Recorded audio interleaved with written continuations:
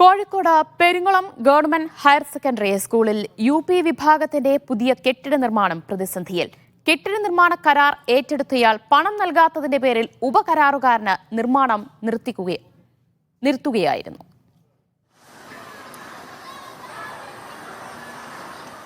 Peringolam higher secondary school UP വിഭാഗത്തിന്റെ പുതിയ കെട്ടിട നിർമ്മാണമാണ്. പണി തുടങ്ങിയിട്ട് കൊല്ലം 1 കഴിഞ്ഞു. ഇപ്പോഴും ഇതാണ് സ്ഥിതി. കാസർഗോഡ് സ്വദേശിയായ കരാറുകാരൻ കോഴിക്കോട് സ്വദേശിക്ക് കെട്ടിട നിർമ്മാണം സബ് കരാർ നൽകുകയായിരുന്നു. എന്നാൽ നിർമ്മാണം പാതി വഴിയിൽ നിർത്തി സാമഗ്രികൾ തിരികെ കൊണ്ടുപോവുകയാണ് സബ് കരാറുകാരൻ. തനിക്ക് ലഭിക്കേണ്ട കരാർ പ്രകാരമുള്ള തുക ലഭിക്കാത്തതാണ് കാരണമായി പറയുന്നത്.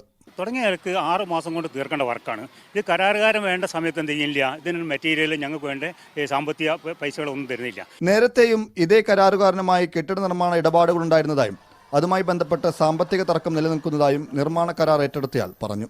ഇവരെ 2 വർക്ക് വേറെ ചെയ്തിട്ടുണ്ട്. അതിലും എനിക്ക് എന്തുണ്ട് ഒരു 5-6 ലക്ഷം രൂപ കോഴിക്കോട് മെഡിക്കൽ കോളേജിൻ്റെ പണി ഞാൻ ചെയ്ത പോലീസ് സ്റ്റേഷൻ്റെ അതിൻ്റെ വർക്കിൽ പൈസ തരാണ്ട്. അതുപോലെ തന്നെ തിരൂർ നിറമരുതൂർ സ്കൂളിൻ്റെ സ്റ്റേഡിയത്തിൻ്റെ പണി വർക്ക് ഞാൻ ചെയ്ത അതിലും എനിക്ക് ക്യാഷ് തരാനാണ്.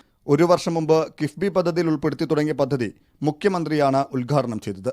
കെട്ടിട നിർമ്മാണം പൂർത്തിയാകാത്തതിൽ വലിയ പ്രതിസന്ധിയാണുള്ളതെന്ന് PTA ഭാരവാഹികളും പറഞ്ഞു. കുട്ടികൾ UP സ്കൂൾ വരെയാണ് ഇവിടെ ഉള്ളത്. ഈ UP സ്കൂളിലെ കുട്ടികൾ ഹൈസ്കൂളിലെ ഒരു മെച്യൂരിറ്റിയുള്ള കുട്ടികളൊന്നുമല്ല. അപ്പോൾ അവർ ഇവിടെ കയറേണ്ടതെന്ന് പറഞ്ഞാൽ പോലും അവരും ഇങ്ങോട്ട് എൻ്റർ ചെയ്യും. വർഷം പാകം ചെയ്യാനുള്ള നല്ലൊരു കിച്ചൺ ഉണ്ടായിരുന്നു. അത് പൊളിച്ചിട്ടാണ്. അതും 2 ക്ലാസ് റൂം ഫിറ്റ്നസ് ഇല്ലാത്തതുകൊണ്ട് ഉപയോഗിക്കുന്നില്ല.